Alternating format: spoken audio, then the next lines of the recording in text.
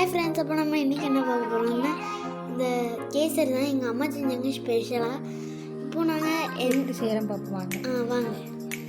அதுக்கு வந்து ஒரு சின்ன டம்ளருக்கு 2 டம்ளர் ரவை எடுத்திருக்கேன். பார்த்தீங்கன்னா இதே மெஷர்மெண்ட்டில் எல்லாமே எடுங்க, கரெக்டாக வரும் கேசரி. அதாவது நல்லா வறுத்துக்கோங்க. கோதுமை ரவை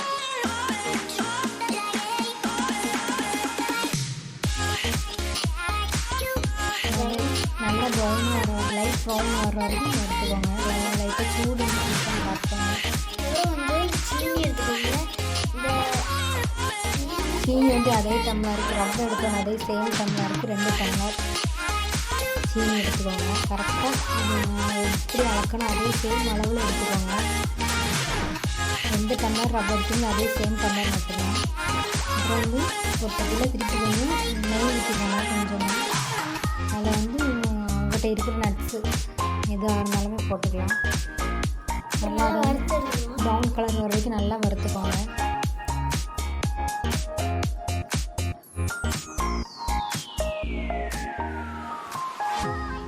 நல்லா வறுத்ததுக்கப்புறம் இது வந்து ஒரு பிளேட்டில் மாற்றிக்கோங்க.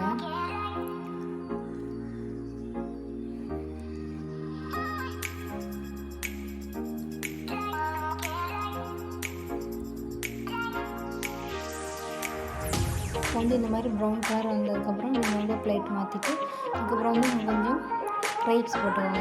ட்ரை கிரைப்ஸ் அதை வந்து கொஞ்சம் நெய் ஊற்றி நல்லா வறுத்துக்கோங்க. அதையும் ஒரு பாத்திரத்தில் மாற்றிக்கோங்க. அப்புறம் நம்ம எந்த டம்ளரில் நம்ம ரவை எடுத்த மாதிரி சேம் டம்ளருக்கு வந்து ஒரு டம்ளருக்கு 2 அப்படிங்கிற 4 டம்ளர் நான் வந்து தண்ணி எடுத்துருக்கேன். தண்ணி நல்லா கொதிக்கட்டும். அதில் வந்து கொஞ்சம் நம்ம வந்து கேசரி கலர் பொடி, நான் வந்து ரெட் கலர் சேர்த்துருக்கேன். நீங்கள் உங்கள்கிட்ட இருக்கிற ஃபுட் கலர் சேர்த்துக்கோங்க. நம்ம ரெட் கலர் சேர்த்துருக்கேன். அதில் வந்து கொஞ்சம் சீனி போட்டுக்கோங்க. சீனி நம்ம எடுத்து அளந்து வச்சுருக்கோங்க. அந்த சீனி கலர் வரைக்கும் நல்லா மிக்ஸ் பண்ணி வச்சுக்கோங்க. கலர் கம்மியாக இருக்கிறனால கொஞ்சம் திருப்பி ஆட் பண்ணியிருக்கேன் கலர் பொடி. நீங்கள் கலருக்கு தகுந்த மாதிரி கலர் பொடி போட்டுக்கோங்க.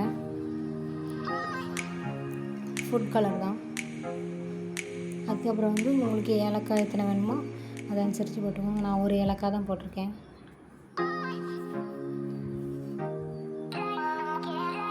சீனி பார்த்திங்கன்னா நல்லா கரைஞ்சிட்டு இப்போ வந்து நம்ம வறுத்து வச்சுருக்கோம்ல அந்த ரவை கூட கொஞ்சம் கொஞ்சமாக தட்டிக்கலாம். நீங்கள் வந்து ரொம்ப தட்டிங்கன்னா கட்டி விழுந்துடும். அதனால் கொஞ்சம் கொஞ்சமாக தட்டி நல்லா கிண்டிக்கோங்க. இந்த மாதிரி நல்லா கிண்டிக்கோங்க. தண்ணி ஃபஸ்ட்டு வந்து நிறையா இருந்த மாதிரி இருக்கும். அந்த ரவையும் எல்லா தண்ணியும் உறிஞ்சிடும். அப்படின்னால கரெக்டாக இருக்கும். நீங்கள் இதே சேம் மெத்தடில் செஞ்சு பாருங்கள். இதே விடாமல் கலரிக்கிட்டே இருங்க, கட்டி இருக்காது. நான் பண்ணுற மாதிரி இதே மாதிரி நீங்கள் பண்ணுங்க அப்படின்னா கட்டி இல்லாமல் கரெக்டாக வந்துடும். இன்னும் லோ ஃப்ளேம் வச்சுக்கோங்க. வந்து கொஞ்சம் நீர் மேலே தெரிக்கும்.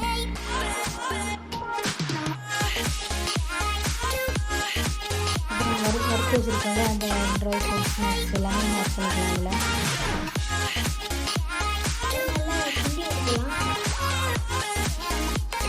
அப்புறம் வந்து நம்ம அளந்து எடுத்தோடனே அதில் 1/4 டம்ளர் கோகோனட் ஆயில், தேங்காய் எண்ணெய் ஊற்றிக்கோங்க. தேங்காய் எண்ணெய் ஊற்றி கிட்ட நிற்காதீங்க, மேலே தெரிக்கும். இந்த மாதிரி செய்யும்போது உங்களுக்கு வந்து கல்யாண வீட்டு டேஸ்ட்டுக்கு வரும். கல்யாண வீட்டில் சாப்பிட்ட மாதிரி இருக்கும். நீங்கள் இதே மாதிரி செஞ்சு பாருங்கள். உங்கள் வீட்டு கிட்ஸுக்கெல்லாம் செஞ்சு கொடுத்து பாருங்கள். எல்லாருமே விரும்பி சாப்பிடுவாங்க. அப்புறம் கொஞ்சம் நெய் ஆட் பண்ணிக்கோங்க. கொஞ்சமாக நெய், ஏன்னா ஆல்ரெடி நம்ம வந்து தேங்காய் எண்ணெய் ஊற்றிருக்கோம் அப்படின்னால நெய் வந்து கொஞ்சமாக ஆட் பண்ணிக்கோங்க. நல்லா மிக்ஸ் பண்ணி விட்டுக்கோங்க. பார்க்கும்போது தண்ணியாக இருக்கும். ஒரு 3 to 5 மினிட்ஸ் கழித்து பார்த்திங்க அப்படின்னா நல்லா ட்ரையாக ஆகிடும். இந்த தண்ணி இருந்ததே இந்த அளவுக்கு இருக்காது. லைக் பண்ணுங்கள், ஷேர் பண்ணுங்கள், சப்ஸ்கிரைப் பண்ணுங்கள். Tata, see you. Thank you all.